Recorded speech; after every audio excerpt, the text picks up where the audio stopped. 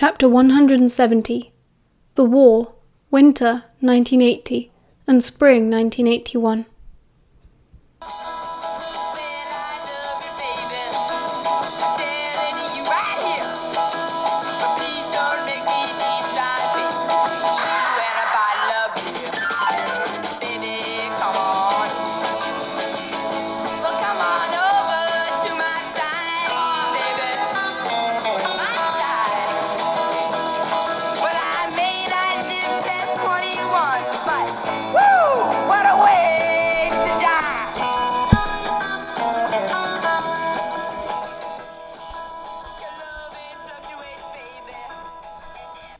Sirius made Remus go straight to bed after the mess in Galloway. Ferox summoned Moody to the scene and then excused them. Remus wanted to ask about Livia's body. Were they planning on burying her at least? He didn't know if Livia had any wishes regarding her final resting place, but he assumed she'd prefer to be somewhere in nature, somewhere moonlight could reach her. Marlene came over to the flat on her way to work to sort out his broken arm. "Thanks, Miles," he smiled weakly. "I can do dislocations, no problem, but broken bones." "Well, you really shouldn't be doing spells on yourself, Remus," she chided.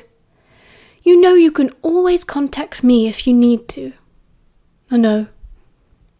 She left a sleeping draught and some more of her own ointment for pain relief and ordered him to stay in bed and do nothing useful or important for at least 48 hours. It wasn't until the next day, when Remus woke up after 2 in the afternoon, that he was suddenly gripped with terror at the memory of Greyback's last words. "He's going to kill Ferox!" he shouted, sitting up in bed. Sirius came through from the living room, eyes wide with concern. "What?" "We need to find Greyback," Remus said, climbing out of bed, limbs creaking. "He said he'd kill Ferox." "Mooney, it's taken care of," Sirius said, placing cool hands on Remus's shoulders, smoothing down his arms in a comforting gesture. "Ferox is going to move to a safe house. He'll up his security and be extra vigilant. Don't worry." "It won't be enough." Remus shook his head, batting away Sirius's attempts to calm him. "Moody and Ferox, they don't treat Greyback like a proper threat. Look at what happened. He's more dangerous than they think, and now he's angry. I'm sure Moody knows that, even if Ferox is a bit cavalier about it," Sirius said. He was being so diplomatic, so reasonable, it was infuriating. "How are you feeling? I'll put the kettle on. Why don't you have a bath? You'll feel better." Remus did have a bath, because his muscles still hurt. He slathered on a bit of poultice afterwards, which at least meant he could straighten up fully. He refused to rest. All he wanted to do was check on Ferox, make sure he had the right security in place. After all, wasn't it Remus who'd been doing all the grunt work on protection charms? It was well within his limit, surely. In the end, Sirius gave in and summoned Moody through the fireplace. The Aura's grizzled head hovered in the flames like a hideous Easter egg. "All in hand, Lupin," he barked. "You can stand down." "But Mad-Eye," Remus pleaded, on his knees in front of the hearth. "Greyback will find him. I know he will. He'll be able to follow his scent. If you just tell me where he is, then I can—" "Classified information," Moody snapped. "Every precaution has been taken. You can trust that the Aura's office can cope with a lone werewolf." Remus's temper rose, and he was about to retort, but Moody signed off. "No time for this, Lupin. It's been a busy week. Get some rest." Remus groaned furiously, slamming his fist on the rug. "See?" Sirius said, standing behind him. "Moody's got it all sorted." "But I need to be sure," Remus said, climbing to his feet. "They don't understand. Not really. Not like you do. Exactly. Remus." Sirius's voice hardened out of nowhere. "You need to be careful with that kind of talk. I think you ought to put a lid on the werewolf stuff for a bit." "What?" Remus turned to look at him, blindsided. "The werewolf stuff? What's that supposed to mean?" I am a werewolf. I know. Sirius bit his lip. But you're a wizard too, and you're on our side. It might just be good to focus on something else. You don't want anyone in the Order to get the wrong end of the stick. Remus gaped at Sirius as if he was a complete stranger. The wrong end of the stick? I'm not trying to upset you, Sirius said, choosing his words carefully. I'm only warning you. Things are bad enough already. No one trusts anyone. Frank told me Dumbledore thinks there's a spy in the Order. And, well, if you keep bringing up how chummy you are with dark creatures, then... I'm not chummy with dark creatures, Remus shouted. How can you? Unless you're saying I'm a dark creature too. Of course I'm not, Sirius returned, clearly offended. It's just, you know how much prejudice there is, and it's not going to do you any favours to broadcast this weird connection you have with them. I saw Livia. I saw Greyback. You're nothing like them. Don't let people think you are. Has somebody said something? Remus asked, wondering where this was coming from. Was it Danny? Or... No, it's not. It's... Well, after you spent all that time with them, people have raised concerns, that's all. You can understand that, can't you? No, I can't. I was only with the pack because Dumbledore ordered it. Just like I've always done everything Dumbledore's told me to do. I know that. Sirius looked away as if embarrassed. He tucked a strand of hair behind his ear. Remus knew that gesture. Sirius was nervous. He clenched his jaw. Do you trust me? He asked, knowing his body language was aggressive, but not willing to temper it. Sirius looked up at him, blue eyes filled with alarm. Of course I do. It's just... His eyes fell again, another swish of hair. You've always been good at keeping secrets, Moony. Remus's mouth dropped open. He clenched his fists, then unclenched them. Fine, he said coldly. If that's how you feel. He turned and walked out of the flat. Sirius didn't try to stop him. Remus went to the nearest corner shop first and bought an extremely cheap and nasty bottle of gin. The problem was where to drink it. He didn't want to look like an alcoholic, chugging hard spirits on the street in broad daylight. But then he didn't really have anywhere else to go either. He considered looking for Grant, but he didn't know if he'd be working that day. Grant had moved back to London in the early spring, after too many times stuck on the train late back to Brighton. He was living in a bedsit somewhere north, but based on the telephone conversations they'd had, he rarely slept there. Grant had a string of paramours, and if he wasn't attending a lecture, he could usually be found bed-hopping or at work in the Sawyer's Arms pub. Variety is the spice of life, he teased Remus. And I'm crap on my own, can't hack the quiet. Remus knew how that felt. A lot of the time it was the reason he drank. In the end, he decided he was too angry to be around anyone else, and went to hide in the park like a proper old waster. He ought to have gone to Grant's, he thought, once he was properly drunk. That would serve Sirius right. He grieved for Livia too, and made a silent toast.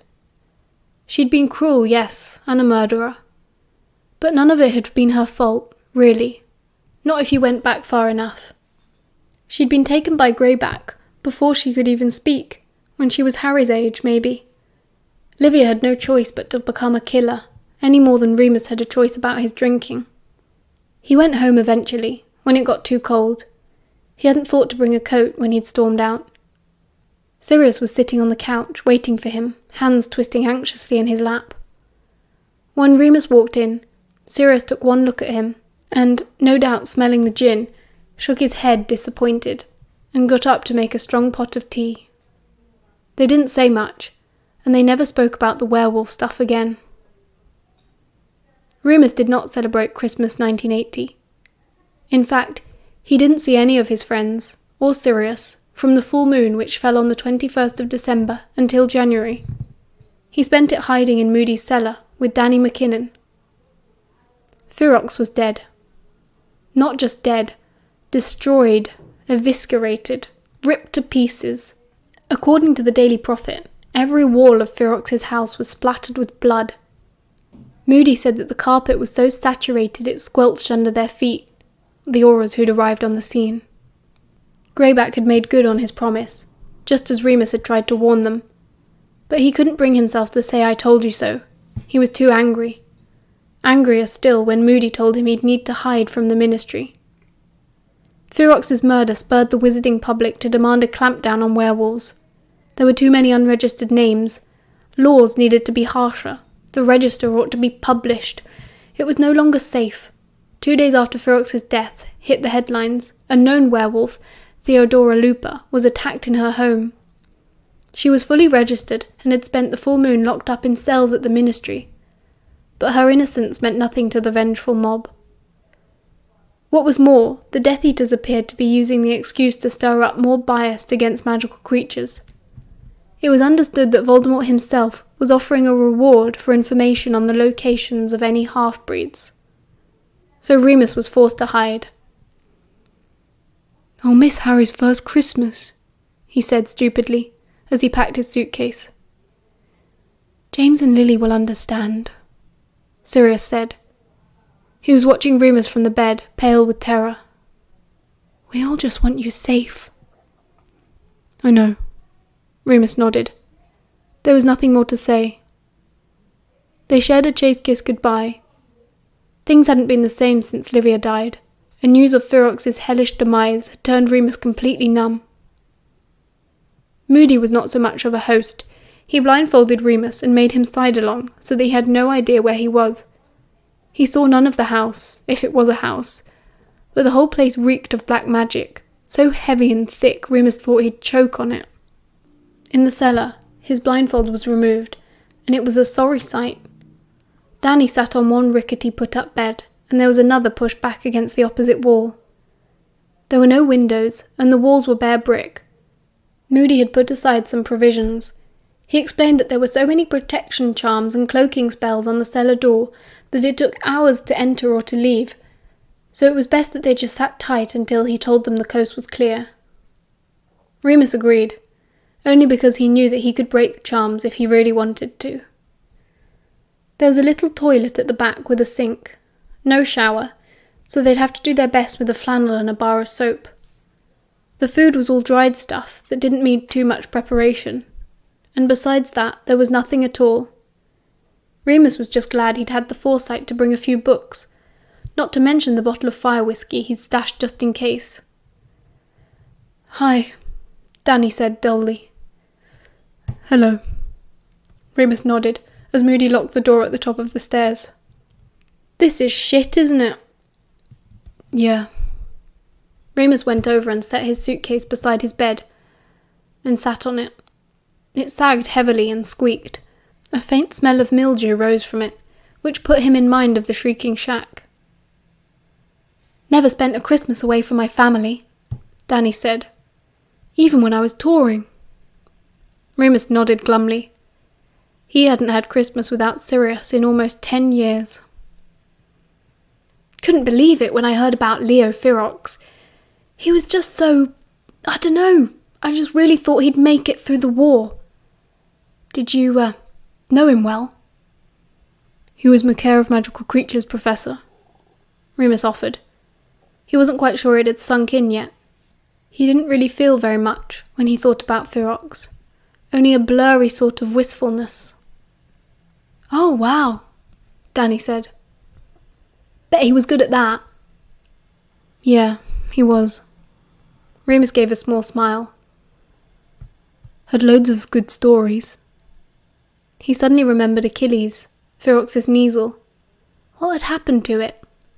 He thought about Greyback, in full wolf form, coming across the sleek silver animal, and for the first time his eyes filled with tears. "Bugger, why did this have to happen now?" he thought, as his shoulders began to shake and he tried to get himself under control. Why couldn't I get emotional at the flat when it was just Sirius? Sirius wouldn't care if he cried. It was no good. He covered his face with his hands and just waited for it to stop. "Sorry, Remus," Danny said awkwardly. I didn't realise he must have meant a lot to you. That made Remus cry harder, because of course Ferox had meant a lot. He was Remus's first crush, not counting David Bowie, maybe. Even if Remus hadn't fully understood it at the time. He was one of the first adults Remus trusted, who made him feel like a person with value. Maybe they'd clashed a bit, as Remus had grown up, but no one was perfect. I'm sorry, he coughed, wiping his eyes with his sleeve. It's been a bad year. You can say that again, Danny said. Oh, Miles says hello. You should have seen her when Moody came for me. She was all set to come along too. Really? Remus smiled, sniffing. That sounds like her. Yeah, she said to give you a hug and a kiss. So, tell her I did, okay? Okay. Remus laughed, feeling a bit more normal. They pottered about a bit in their tiny living space. Remus tried not to think about the cell at St. Edmund's, or the shrinking shack, or the crypt in the forest, every cage he'd ever been forced into. He unpacked his clothes, finding nowhere to put them, so repacked them. He slid his suitcase under the bed, leaving only his pyjamas out. They had a little bit to eat, just some bread and cheese. Remus hadn't eaten any meat since hearing about Ferox. What were you going to do for Christmas, if you weren't stuck here? Danny asked over supper. Spend it at the Potters, Remus replied. With the new baby. Oh yeah, of course. You're all mates, aren't you? Danny nodded. Miles talks about all of you, like you're celebrities. Huh, Remus grunted. Maybe James and Lily. And Sirius. Danny cleared his throat awkwardly. Miles said that you and he were... Remus just looked back at him, holding his gaze, allowing him to feel uncomfortable. Danny finally looked away. Obviously that's fine. I'm fine with Marlene and Yaz, aren't I? Remus just shrugged.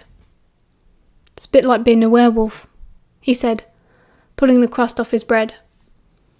Everyone's perfectly fine with it, as long as you never bring it up. He had a few leftover cigarettes, and would have liked one after dinner. But for one thing, he didn't want to share, and for another, there weren't any windows, and it seemed a bit rude to smoke in the place. God, he thought. This is going to be agony. Things got even more awkward when it came time for bed. They were both yawning and agreed it was late, and that they were tired. Remus began to take his socks off and stood up to unbutton his trousers, when he realised Danny had not moved.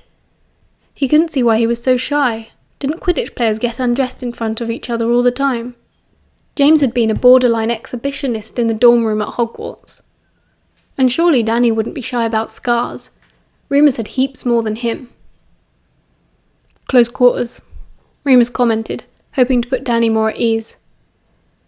Danny twisted his mouth, eyes flicking up and down Remus's height. Just so you know, it's not like I've got a problem with it, with you, but I don't swing that way. Danny eyed him warily. Remus rolled his eyes. Oh, poor me. Whatever will I do?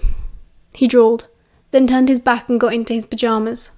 He climbed into bed and rolled onto his side, facing the wall, to prove that he couldn't care less which way Danny swung. Have you seen my boyfriend? He wanted to say. As if I'd be interested in you, you big lump. Eventually, Danny undressed and got into bed too, then flicked out the light. Remus could hear his heart beating, and realised that Danny could probably hear his too. They had even less privacy than they thought. Sorry, Remus, Danny whispered eventually. I didn't mean anything by it. That echoed something Ferox had said, and Remus felt the sadness return. He rolled onto his back and spoke to the ceiling. It's okay. Forgotten. Quiet for a while, Remus waited, hearing Danny poised on the cusp of a question. Did he always know? Danny whispered. Sirius. Remus squinted over at him. You know, did he always know you were a werewolf? Oh, yeah, mostly. He worked it out when we were 12 or something. And you still got together. Yeah. That's good, Danny said, sounding very earnest. It's nice to think someone might be able to look past it one day, you know. It shouldn't be something people have to look past in order to love you, Remus said fiercely. It's part of who you are. Danny didn't reply. Things got a bit easier between them after the first night, but they kept each other at a distance anyway. Remus did a lot of reading. Danny sometimes exercised, doing press-ups or jogging on the spot. It was annoying, but Remus couldn't blame him. On Christmas Day, Remus couldn't take it anymore and whipped out the bottle of fire whiskey. They both got extremely drunk and spent all of Boxing Day hungover. The room stank. By the 27th, they were climbing the walls. Remus had finished his books. Danny had even read one of them, and they tried to have a conversation about it. But Danny knew so little about Muggles that he hadn't really understood the plot. "How much longer can it be?" Danny said, exasperated. It was the 31st, the last day of the year. "What if we're in here for the full moon?" "That's weeks away," Remus replied. He was lying on his back in his bed, an arm slung over his face. Danny snored and kept him up all night. "Anyway, we'd be fine. Best place for us." "What if we attack each other?" "Well, I won't attack you if you don't attack me." "You mean you can control it?" Remus sighed. "Yeah, you can too. Not around humans, but other animals, other wolves, it's fine. Why do you think they live in packs?" "I never really thought," Danny said. "What was it like, the pack?"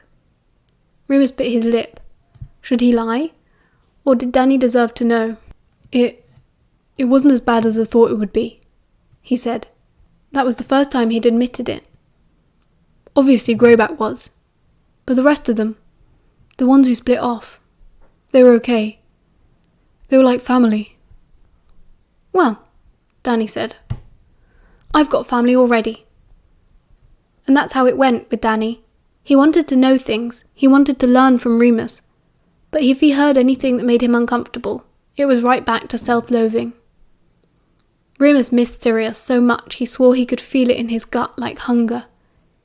He wanted so desperately to have someone he could really talk to. What a relief it would be to spend time with his best friend and to relax. "I'll apologise," he promised himself. "I'll never get angry at him again. I'll kiss his feet and crawl over hot coals and broken glass, if it'll get things back to the way they were." He didn't want to end up like Danny. They were a week into the new year by the time Mad Eye finally came for them. They both caught his scent at once and sat up, keenly staring at the door. They'd almost run out of food by then, and Remus prayed this wasn't just a grocery delivery. He felt the charms being slowly undone, each layer peeling back. Finally, the door swung open, and the clunk of Moody's wooden leg on the first stair. "All right, boys?" he called. "Ready to get back to work?" Coming out of the cellar was like coming up for air. Remus felt as though all of his senses had been muted for weeks, and now everything was a riot of colour and noise and scent. Moody wasn't joking about getting back to work. He took them straight to a new safe house, where the rest of the Order were gathered for a meeting. Remus could smell Sirius as soon as he got in the door, and it made him so giddy with excitement that if he'd had a tail, it would have been wagging. He ran his fingers quickly through his greasy hair and thought about how awful he must look.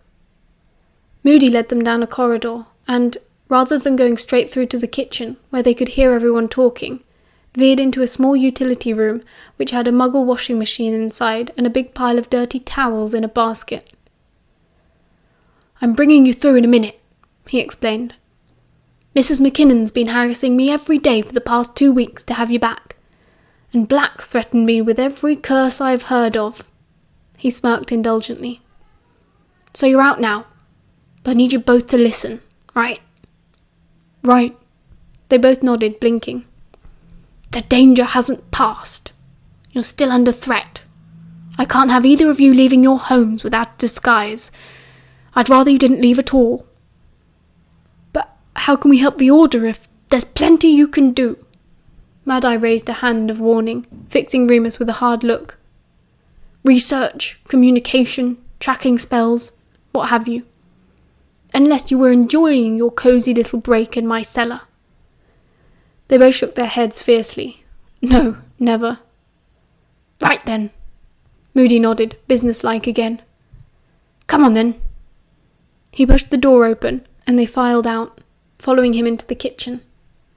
It was crowded with people, most of whom Remus knew, and they all turned as soon as the door opened, 50 pairs of eyes, all wide with mistrust and worry. Danny! A blonde blur rushed past Moody and Remus and body-slammed Danny, winding him. He chuckled and hugged Marlene back. All right, sis? Remus!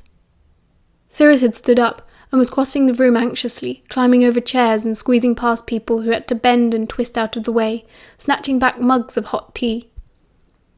He had to look down as he approached, so he didn't trip, and his hair fell in front of his face. Swaths of black silk. As he reached Remus, who was still standing half in the hallway, Sirius had to raise an arm and sweep his hair back, and Remus swore the room went completely silent for a moment, and the only sound was the frantic thudding of his own heart. He forgot to breathe and gasped. Hi. Sirius smiled at him and stepped forward, a hand on Remus's shoulder to push him out of the room into the dark hallway. Away from everyone else, Sirius slid his hand up Remus's neck into his hair and kissed him on the lips, so beautifully. Spring 1981.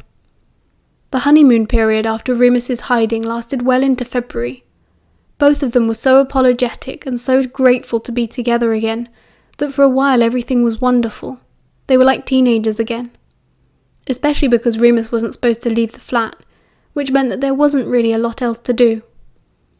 Sirius popped over to check on James and Lily and the baby every now and then, and he still had missions to go on, but he always rushed back to Remus as soon as he could. They spent days and evenings lounging in bed together, eating beans on toast and smoking and playing records. It was like living on a private island. They'd even had to cut off the flu connection for safety's sake. Luckily, Remus was allowed to keep the telephone, his lifeline, and the others came over when they could. Mary visited on her way back from work at least twice a week to avoid her noisy family. Ah, it's bliss over here, she smiled, sinking into the couch and closing her eyes. If you had a telly, I'd never leave. I'm working on it, trust me, Remus replied. Is it really that bad at yours? Do you want to stay over for a few nights? Nah. She opened her eyes. I want to be with my family. They keep me normal. It's just, they don't know anything about the war. I don't want them to know, but it's so hard. Sorry, love, Remus said wistfully. Want a drink? Mary gave him one of her long, gentle looks, tilting her head. No, Remus. She touched his knee. It's never a good idea to drink when you feel like this. It doesn't make things better, does it? Remus just shrugged. He didn't see what the big deal was. Mary just smiled again and took a sip of her tea and continued as if nothing had happened.